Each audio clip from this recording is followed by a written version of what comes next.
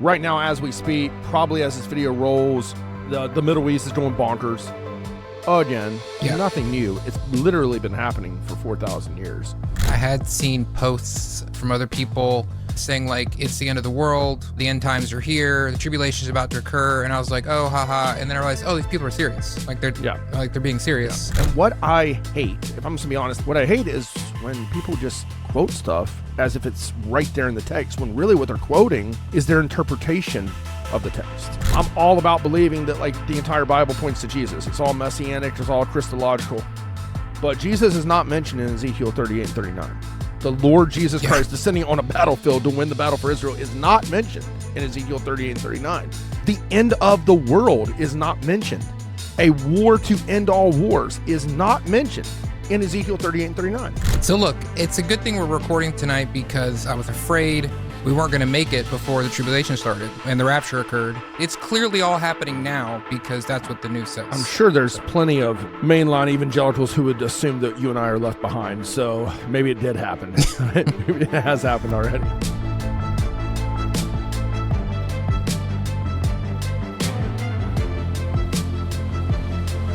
Dude, there you are. There I am. You look much better from that angle. You look good from all angles. Well, thank you, man. Yeah. That's very kind of you to say so. So look, it's a good thing we're recording tonight because I was actually rushing to the office upstairs because I was afraid we weren't going to make it before the tribulation started and the rapture occurred. Depending on what theology you believe, actually, maybe it's about to happen now, it might happen in 3.5 years, who knows, but it's clearly all happening now because that's what the news says. I'm sure there's plenty of mainline evangelicals who would assume that you and I are left behind, so maybe it did happen. Maybe it has happened already.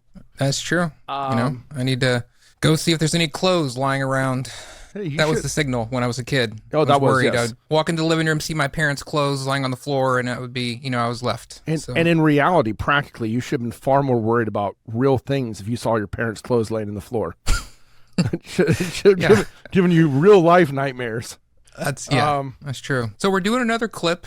You sent me this one. We're getting rolling again here. I mean, like, this is going to be the first one back in a series of most of them are response videos because there's just so much crazy stuff happening in the world. But right now as we speak, probably as this video rolls, the Middle East is going bonkers again. Yeah. Nothing new. It's literally been happening for 4,000 years because Abraham couldn't control himself and just said he wanted a son, but I think he probably wanted more than a son. If we're just gonna be honest here, Father Abraham, and at the behest of his wife, went in and slept with Hagar, his handmaiden, and that's literally. I mean, I remember a year and a half ago during the whole one of the Gaza uprisings and all craziness that was going on over there. One of my friends had me over, my buddies, and he's like, "So tell me about all this prophetically," and I'm like, there's not much to say prophetically. It's just Father Abraham slept with a woman who wasn't his wife, and this is what we have now. So but anyway, today I got this clip from it's been circulating online, obviously thousands of views, a well-known, I guess, I'm not familiar with the guy, but I mean, I don't really follow celebrity pastor culture anymore. Well, you don't have to follow it because you're in it, man. Oh yeah, I'm right there, man. I'm just living that life. But anyway. And I did think it was fascinating because I've heard this text preached on, and it particularly rises up whenever there's conflict in the Middle East, which is always, there's always conflict in the Middle East. I mean, almost always. Yeah. And sometimes it's like presently it's more heightened than others, and it's nuts. But anyway, so I saw this. A friend of mine asked me about it today. They're like, what do you think of this? Is it legitimate? I know other people are probably seeing clips like this or this very clip and asking the same question. Maybe people who aren't involved in our lives, people who watch this show, or people just scanning YouTube trying to look for answers. So I thought, you know what, it'd be good. Just take a few minutes tonight and answer a question. Yeah, I think it's going to be interesting. I hadn't seen this clip before you sent it to me, but I had seen posts from other people. I thought they were like the Onion posts or the Babylon Bee or whatever at first, because they were saying like, it's the end of the world. World War III is about to happen. The end times are here. The tribulation is about to occur. And I was like, oh, haha. And then I realized, oh, these people are serious. Like they're being serious. Yeah. And so, maybe it'll be a little interesting follow-up to our eschatology episode. But anyway, here is the clip. The Bible says that this attack at the end of time will come on Israel from the north and the south, and that will be the final war, the war to end all wars that will usher in the end of time. Now here's the question. Are we entering into that war right now? In Ezekiel 38 and 39, it mentions nations Gog and Magog. That would be like modern day Russia. It also mentions Persia in Ezekiel 38 and 39. That corresponds to modern day Iran. What we do know is that if Iran enters the war, that Turkey and Russia will probably go with them. Right behind them will be North Korea and China. And if all of the world powers start attacking from the north and the south, start trying to attack Israel, that could be the war to end all wars that ushers in the end of history. You may be going right now like, bro, this is heavy, man. Can I just say this? There's a lot of hope in Ezekiel 38 and 39 because we know how that battle ends. But the Bible says exactly at the moment when it looks like all hope is lost for the descendants of Isaac, that the Lord himself, Jesus Christ, will descend. He will take the battlefield and he will win the war once and for all time.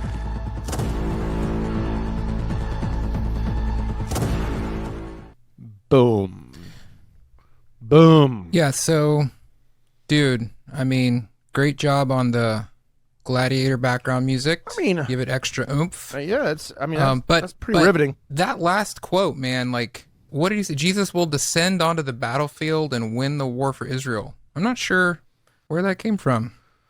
Certainly not the Bible, I don't think. Well, it's coming from manufactured 20th century Schofield theology. That's honestly where it's coming from. So, and here's the thing. I just want to say this, because we did an episode on Paul Washer. We did one on, responding to Tully and Chavigian. We've done one with John, or I think it's coming out still, like on John Piper's heir apparent pastor, Bethlehem Baptist or whatever, who did something on above reproach. Anyway, not attacking any of these guys. I'm sure they all love Jesus. They're doing the best they can, hopefully. It's just, this stuff makes good sound bites, and clearly it was turned into a sound bite. It's turned into a reel that has garnered thousands of views. And yeah, even though he's like, oh, there's a lot of hope, we know how that works out. That's kind of like the person in the hospital when your child's dying being like, hey, God works all things together for good. And you're like, I'm still freaked out here. Like, this sucks. And so is that what Ezekiel 38 and 39, because that's literally the text that he's talking about. And what I hate, if I'm just going to be honest, and I don't hate this dude, I'm sure he's a good pastor or whatever, but what I hate is when people just quote stuff as if it's right there in the text, when really what they're quoting is their interpretation of the text. Yeah. I'm all about believing that the entire Bible points to Jesus. It's all messianic. It's all Christological. But Jesus is not mentioned in Ezekiel 38 and 39. The Lord Jesus Christ descending on a battlefield to win the battle for Israel is not mentioned in Ezekiel 38 and 39. The end of the world is not mentioned. A war to end all wars is not mentioned in Ezekiel 38 and 39. And I would actually strongly encourage, applaud anybody who's watching or listening right now to pause this and go read Ezekiel 38 and 39. But don't just read Ezekiel 38 and 39. Read Ezekiel 37, 38, 39, and 40. Because context is really important. So, what are your initial thoughts? I mean, or am I just supposed to talk for an hour? Well, that's what you usually do. But It's no, true. I have some thoughts. I think this is typical of this sort of way that people read the Bible through the lens of current events rather than the other way around, and see what's going on and try to, kind of read that back into the text. That's happening a lot, and taking these names like Gog and Magog and assigning them to geopolitical places and pieces that are God and Satan are kind of moving around the board. And when I don't think those chapters are about that at all, but I think it's really common in modern evangelicalism to take scripture and try to fit it into, everything we're seeing in the news or what's happening in the world. And this maybe means this, and this must mean that, and this means Russia, and this means, and obviously I would think it's obvious at this point that method of interpretation, there's just a lot of problems with it. I mean, the issue that exists is, in what world of faithful, biblical exegesis, unpacking text, do you find Russia here? And does Persia, just because it's geographically 3,500 years later or 2,800 years later, just because it's geographically in a similar region, does Persia mean Iran? One of the things I don't like is eschatology is one of the theological fields of study that has the most holes and the most gaps in it. And I think, as we argued, and if somebody's listening and they haven't watched, go back to season 1 and watch our Are We in the End Times talk. I think it was biblically faithful, because what we're trying to do is we're trying to diminish the holes as much as possible, but still some remain, so that nobody, or hardly anyone, I would argue, no, like thinking Orthodox Christian is dogmatic on the end times, is that this is a close-handed issue. This is a matter of life and death. You have to believe exactly like I do, outside of course, like the final eschaton where Jesus comes back, second coming, and ushers in a new heavens, new earth. But there's lots of diversity, and there has been throughout church history, on the millennial reign, on the interpretation of apocalyptic literature, on all these types of things. But what really hasn't, what you really do not see throughout church history is when you come to Ezekiel 38 and 39, you do not see much of a divergence. Well, I would say this, you do not see much in the way of where this guy took Ezekiel 38 and 39, where people throughout church history, scholars and historians and writers and commentators are saying this is talking, Ezekiel 38 and 39 specifically is talking about something that would happen 4,000 years later, 3,000 years later. Like, that's not, I mean, this is a epic narrative, a prophetic narrative that's going on here in Ezekiel.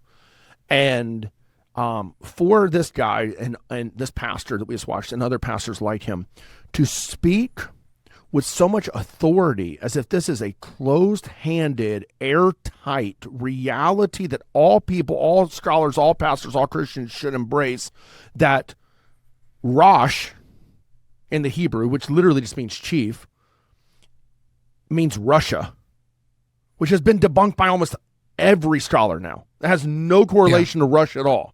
Russia is not Rosh. It's not Magog. It's not Gog. Like, that's not it at all.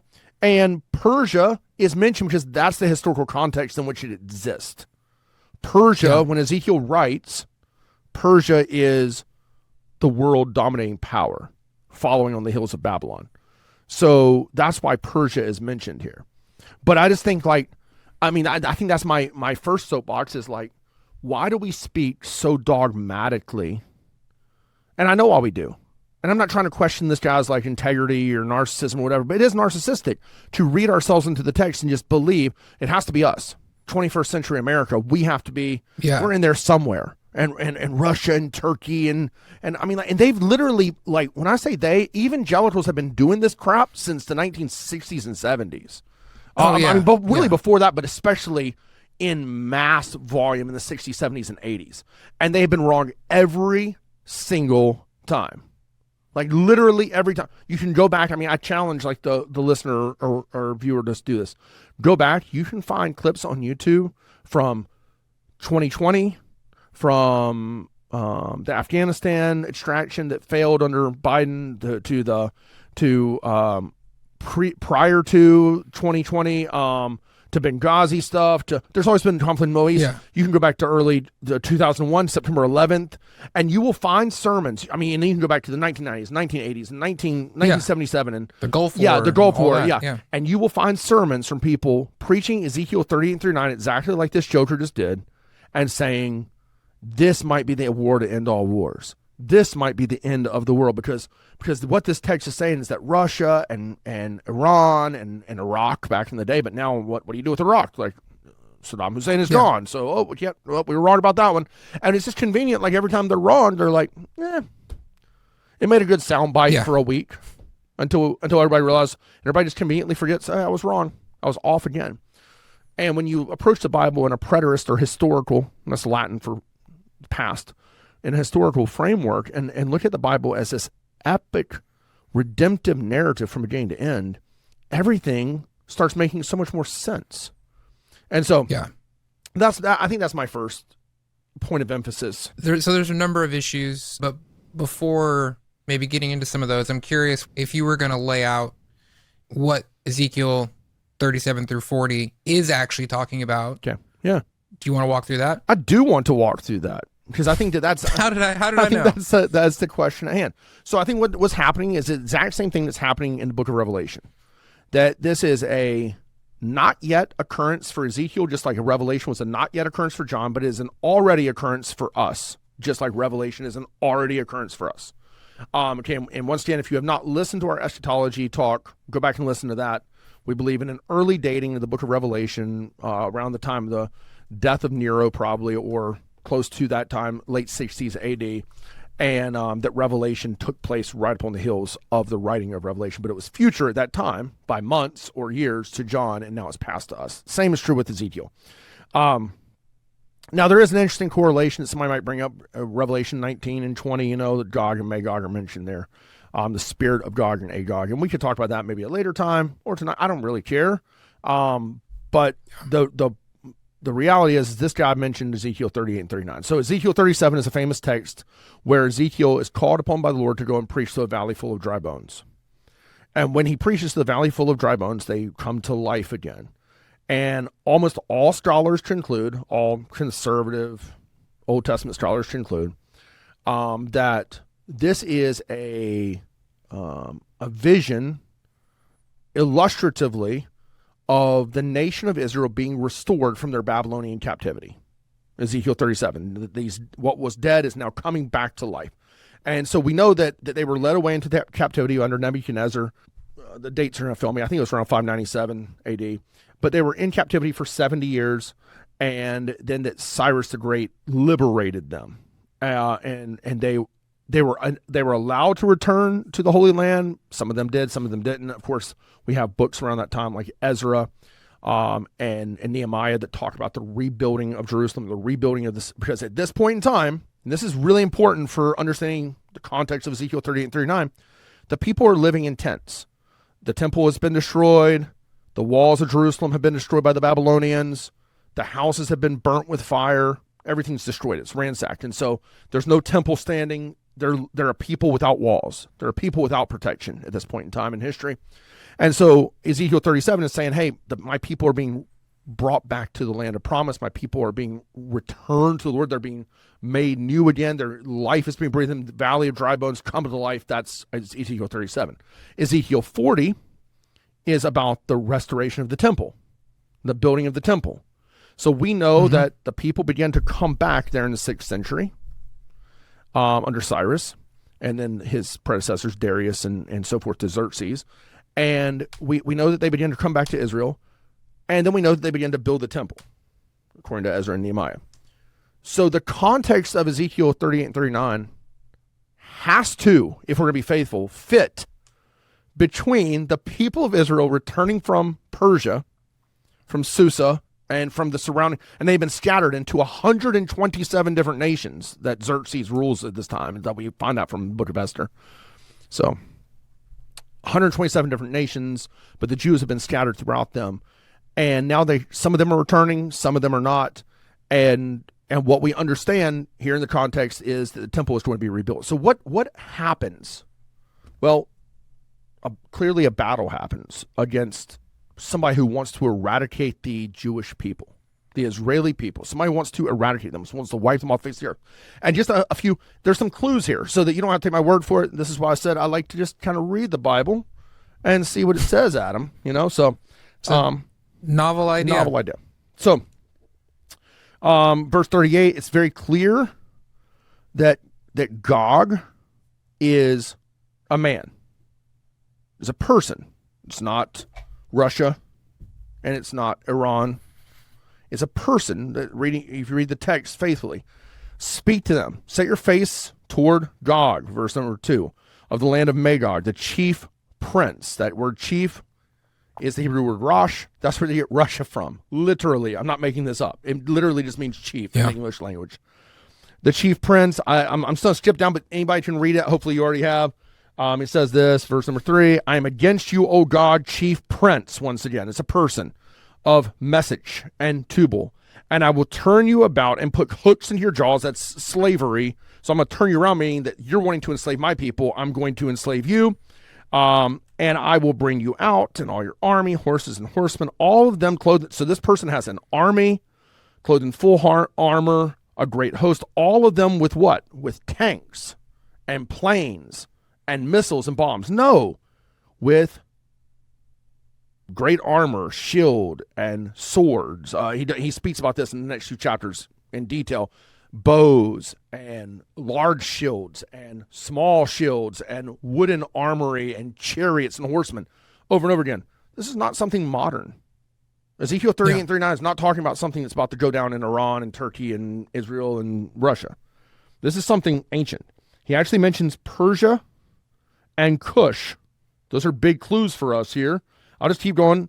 He does say in verse 8, in the latter years, whenever you read the Bible, whenever you read ancient literature, anybody, latter years means of an era or of an empire or of a time frame. It does not mean, it's kind of like when we say the good old days. Of all time. Yeah, when we say the good old days, we're not talking about Adam and Eve. We're talking about the 1980s, right? Yeah. You know, like it's depends what church you're in, but yeah. Yeah, it's contextual to the time frame. So when they talk about the latter years, they're talking about the end of exile, the end of captivity, when all this is going to be over. Yeah. But that's what this one pastor took as the end of all time, and he said it as if this is saying the end of all time when it just says the latter years. Like that's all it says.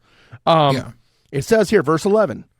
The land of unwalled villages. I will fall upon the quiet people. This is what God is saying, who dwell securely, all of them dwelling without walls and having no bars or gates, to seize spoil and carry off plunder, to turn your hand against. You know, going down, verse number 15, all of them riding on horses, a great host, a mighty army. You go to chapter 39. These are just some clues for us. Then I will strike your bow from your left hand and will make your arrows drop out of your right hand. Then he says this, verse number 10 of chapter 39, they will seize the spoil. There's the plunder again. This is my people now. So it's all going to be turned around. You wanted to plunder my people. They're going to plunder you. They're going to seize the spoil, plunder those who plundered them, declares the Lord. And then we get a huge clue of who Gog is and what's going on here. Verse number 11, it says this, where you're buried, Gog and all his multitude will be buried. It'll be called the Valley of Haman Gog. Okay? You can read that for yourself there. I'm reading the ESV here. Then in verse number 15 again, Haman, Gog, Hamanoah. And then at the very end, house of Israel went into captivity for their iniquity because they dealt so treacherously with me that I hid my face from them and gave them into the hand of their adversaries. Clearly talking about Babylonian captivity here. But now I have rescued them from that, and they shall know that I am the Lord, and they shall worship me, and they will not hide from my face anymore. That's Ezekiel. And then chapter 40, and now the restoration of the temple is going to take place. So what do I believe?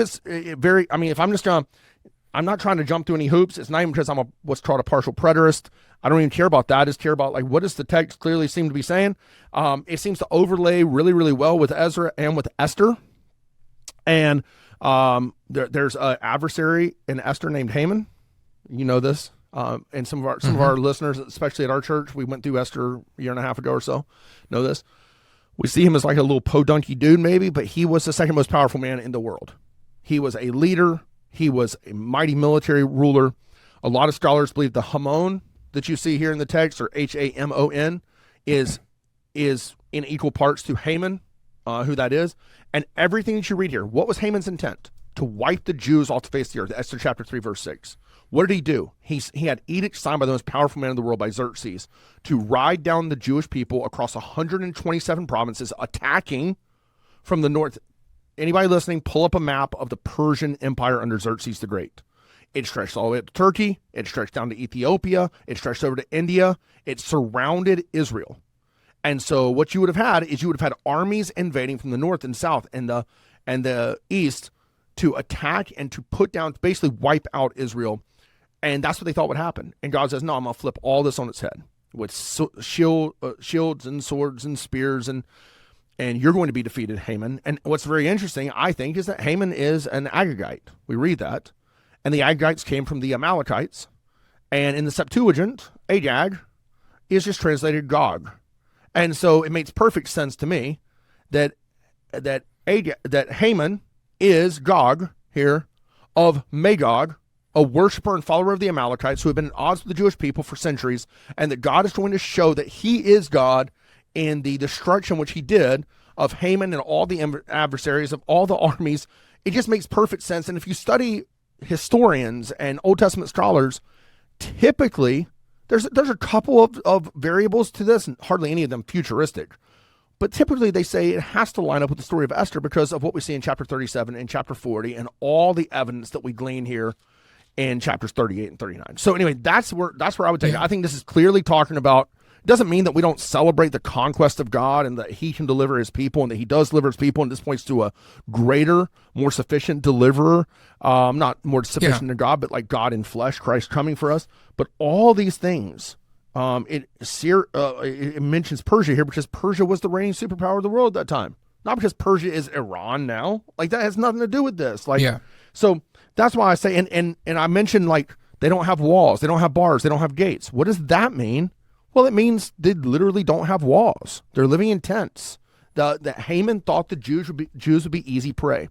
So that's my interpretation. And I think the biggest takeaway for me is that I don't want people cowering in fear. Even though he finishes his talk with, well, there's a lot of hope here.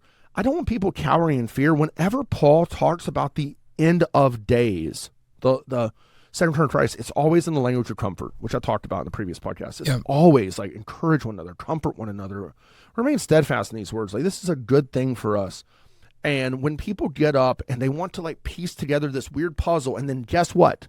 I'm just telling you now, it's not going to work out. Now that does not mean you started the episode by talking about people are posting all online like it's the end of the world, we're in the tribulation, World War III. Some of that can be absolutely false, like we're in the tribulation or it's the end of the world, while it could be World War III. That could be true. It's a powder keg over there. The Middle East has always been explosive. Russia has been at war with Ukraine for forever, it seems. The Islamic nations hate Israel.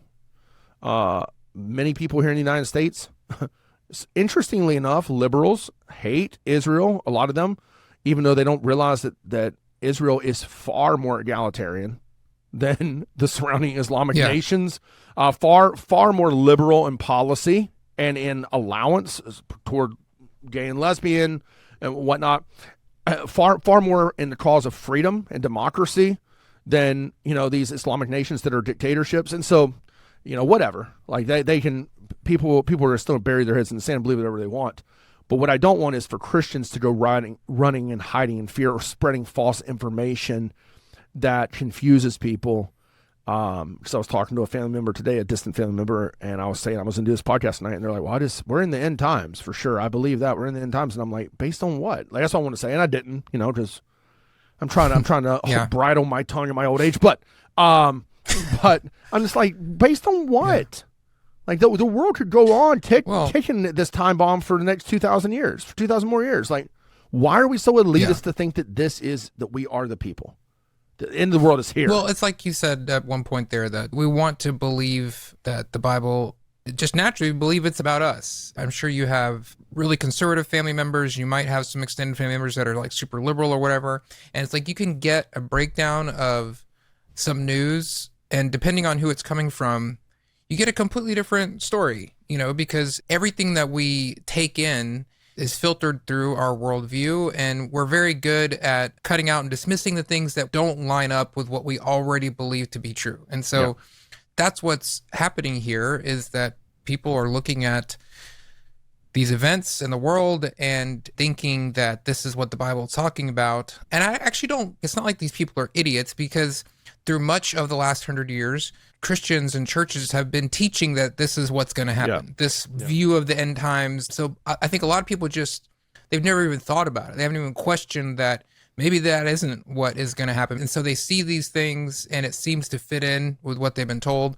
But as you just did with Ezekiel, you can do that with all of the passages, all the various apocalyptic passages and passages where Paul and others talk about eschatology, and just read it. And it's not as complex as people make it seem. No.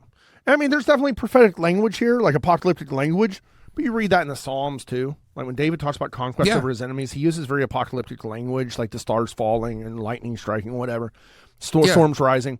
And that's very typical of prophetic literature, prophetic narrative.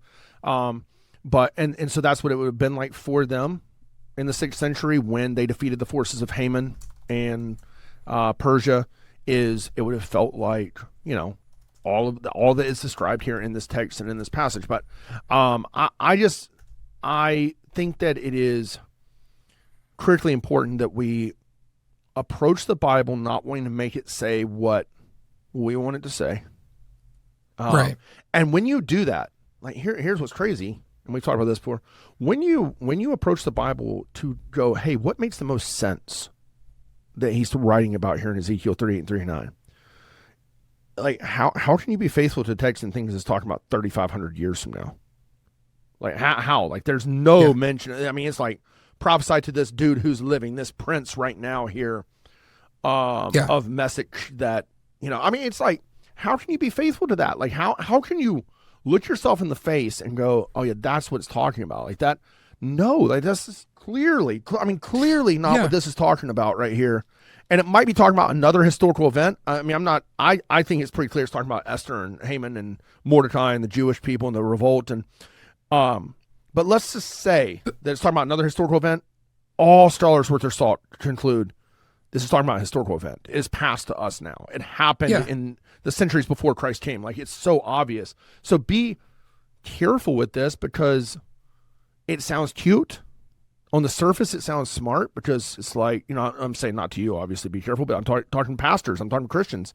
It sounds cute, it sounds slick, like, oh, I've got this all figured out. It's going to be this, this, and this. And then look, here's what I've seen is like people are fed up a lot of times. They're like, well, yeah, this is exactly what somebody prophesied during the Gaza blow up a year and a half ago when all that was happening. Oh, this is the end of the world, or in 2020 during COVID, or in World War II. I mean, like, I think I talked about this on the eschatology podcast. Do you know how many Christians? You can't really go back to the Civil War and the Revolution because the rise of dispensationalism hadn't happened yet. That didn't really happen until the mid to later 19th century, when this, before that, once you can listen to that prior podcast, but before that, this whole idea of a rapture and a beast of Revelation being simultaneous with an antichrist of the books of John being the same person and rising up in 7 years and all like that was literally never even heard of and discussed in church history for over 1,800 years. And so you can't find it there, but definitely in World War I and in World War II, there had to be some people who had read Darby and Schofield and Ryrie and were going, oh, like, this is the end of the world. This has to be in the world. This has to be Ezekiel 38 and 39. This is the war to end all. You can't tell me when you've got guys like Stalin fighting against Hitler, that people aren't going, this is the war to end all wars. I mean, there's a reason it's the Great War. Like, I mean, that's crazy. But you also can't tell me that if you're going to be faithful to text, you cannot tell me that horses and spears and bows and arrows mean tanks and nuclear warheads and missiles. That is stupidity beyond stupidity. Like, come on, like, let's be serious here. Like, what is the text telling us is going to happen? That their bows are going to be stripped from their hands, and that chariots are going to be broken apart. And so, like, let's just use our minds and look at text and go, hey, this is what's talking about in Ezekiel or in Daniel, or in, Daniel's talking about Alexander the Great. He's not talking about some future ruler in Daniel 7 and 9. Like, he's talking about Alexander the Great. And, like, it's just, that's for a different discussion. But the whole point is, everything starts to make sense when you look at it from, like, just a logical, historical perspective, and see that, yes, Jesus does win in the end. He wins all the battles of all time. Ultimately, the battle over death, our greatest enemy. And once again, that does not mean that Iran won't get a nuclear warhead and that mass war won't break out in World War III or whatever.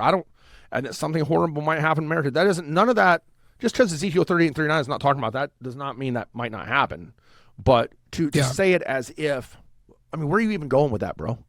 Like, where is this guy, this pastor even going? Where are these pastors and Christians even going when they're like, well, this is going to happen, this is and guess what? Like, are you just trying to sound slick? Like, what is the point? Like, what are we after? So I wonder that myself. Like, why try to scare people? We talked about this before, but it's the same, like, the message of legalism and pietism, these different things. It's like, there's something about certain pastors and preachers who just want to stir things up. They want people to be scared, I mean, it's very clickbaity too. And obviously we're talking about it. Obviously it's being shared. Obviously I have people sending it to me. Thousands of people are watching it. So it's clickbaity. I mean, like, we do that with our podcast. I get it, but hopefully not by ripping something from the context and applying it so brazenly. That's I can't even wrap my mind around that fully.